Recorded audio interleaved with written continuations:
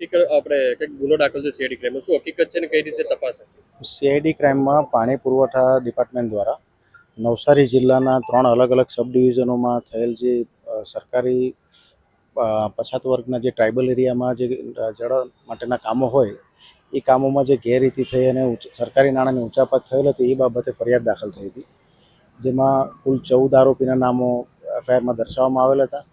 5 એ પૈકીના કુલ 10 આરોપીઓ અટક કર્યા છે. એમાંથી 5 આરોપીઓ સરકારી કર્મચારીઓ છે અને 5 આરોપીઓ કોન્ટ્રાક્ટરો છે. આમાં કુલ હાલની ફરિયાદ પ્રમાણે 163 કામોના ટેન્ડરની પ્રક્રિયા હાથ ધરવામાં આવી હતી. એ પૈકી 94 વેરિફિકેશન થયા હતા, જેમાંથી 90 કામો જે છે એ બિલકુલ સ્થળ ઉપર કરવામાં નહીં આવ્યા અને એ નાણાં સરકારશ્રી સાથે છેતરપિંડી થયેલ હોવાની હકીકત હાલની તપાસ દરમિયાન ખુલવા પામેલ છે અને બાકીનું એનાલિસિસ જે તે ડિપાર્ટમેન્ટનું પાણી પુરવઠાનું વિજિલન્સ ડિપાર્ટમેન્ટ હાલ તપાસ કરી રહી છે. સાહેબ, કઈ રીતે આખું કૌભાંડ આચરતા પ્રાથમિક દ્રષ્ટિમાં?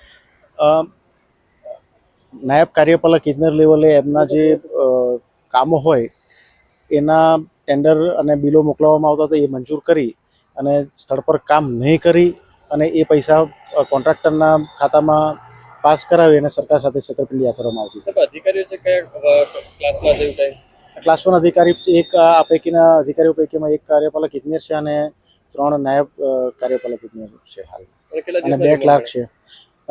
25 તારીખ બપોરે 3 વાગ્યા સુધીના 9 દિવસના રિમાન્ડ હાલ મળેલ છે. સર, વિજિલન્સને કેવી રીતે ખબર પડી કે આ કૌભાંડ આચરવામાં આવ્યું છે? એ લોકોની આંતરિક તપાસ દરમિયાન આ વિગત બહાર આવી અને ત્યારબાદ એ લોકોએ ગ્રેજ્યુઅલી બધા તપાસો બિલો અને બધું તપાસવામાં આવ્યું, એટલે જેથી આ કૌભાંડ બહાર આવે છે. સાહેબ, તો એ કાગળ પર શું દર્શાવતા હતા? કાગળ પર કામો થયેલ હોવાનું દર્શાવતા હતા, પણ ખરેખર સ્થળ ઉપર જે પાઇપલાઇન કે બોરવેલ કે એનું છે એ કંઈ કામ જ કરવામાં આવેલ નથી.